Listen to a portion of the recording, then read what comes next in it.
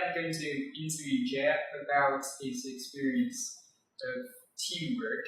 So, hello, Jeff. Hello. Can you first introduce yourself a little bit, like where you're from and why you're here in Hong Kong? Hi. Hello, everybody. My name is Jeff. I am from the University of Toronto in Canada, and I'm here in Hong Kong on exchange for 2 months, where I will be a research volunteer. Okay, cool. So today we're going to talk about effective communication in teamwork.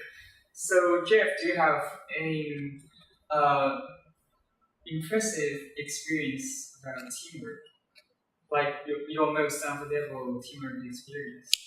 The most unforgettable teamwork experience, I think that would have to date back to high school, where it was a group project where 20 or so people were building a robot, and it was quite a diverse group of people.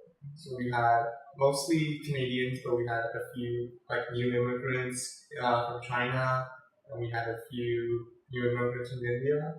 So it was quite an experience. Okay, so can you talk about what is the most interesting part of being in a multinational team? It's definitely the way a lot of people, a lot of different minds come together, where people from one culture, they tend to have a tendency to do similar things. But if you bring in somebody from a totally different culture or from a totally different part of the world, then there's clashing of experience, and that's interesting.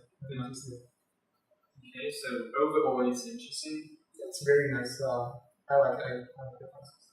So you like it, but have you ever come across any obstacles in the communication?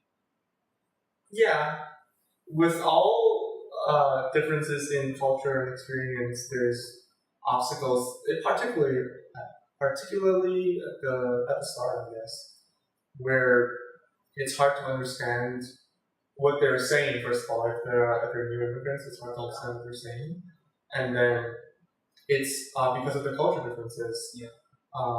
The Western culture that I'm from, we're more used to direct, so everything is, if you feel something, you say it. If you don't say anything, that means you agree. So everything is more direct. We're the Eastern culture, which I experienced before because I'm from China, and also that I'm experiencing right now in Hong Kong, is that everything tends to be more indirect. So in a group setting, we tend to at the start, it tends to be a little bit hard to understand what they're saying, or they might feel pressured into doing things that they don't want. Okay. Westerners tend to be more direct, and maybe people from Asian people, they are more like inward looking and indirect in communication. So then how do you achieve effective communication when you're trying to communicate? In the beginning, I guess it will be a bit tough because you don't know what they are or what communication type that they like to use. So we just tend to stick with what works for us, which is direct.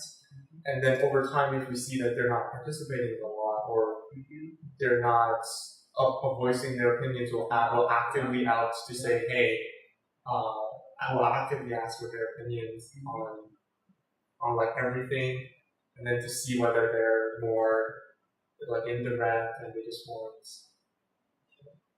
But if Western people are acting too directly, do those Asian people find really offensive?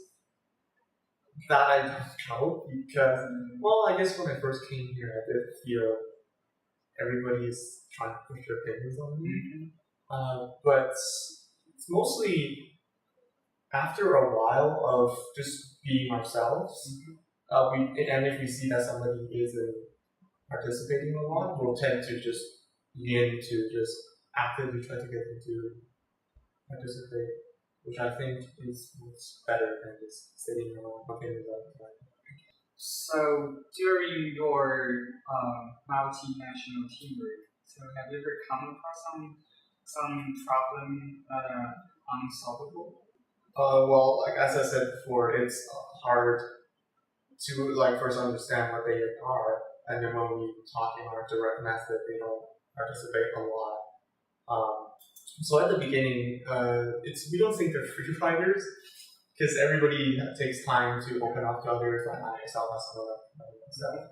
But after a while, they generally, once they get more into their zone, I guess, or once they realize we're friendly to them, they tend to open up and then they voice their opinion. So I don't think we have cases where people are just freeloading and just aren't doing anything at all. So Basically, it's satisfactory. yeah, it's mostly satisfactory. Okay. Because in your case, you're really special because you have absorbed those Chinese and Western values in your experience. So, do you have any advice for our audience for them to teamwork with Western people? So this is the Chinese audience. Yeah, basically. Okay. Western people are friendly, but they might be too directly friendly to you. I don't know if that makes sense. So just don't get intimidated if they try to talk to you a lot or even use physical contact, because that's very common in the Western hemisphere, Western countries. And then just try to talk and be nice. From another perspective, definitely anything to say to those Western incoming students, like to come to Hong Kong, there are some tips for them and do teamwork. Maybe try to keep your more objective opinions down a bit at the start to not offend people, because I find in Chinese cultures, it's if people just directly voice objections or something, that seems to be a bit offensive. So maybe just keep that down for a bit and see what happens.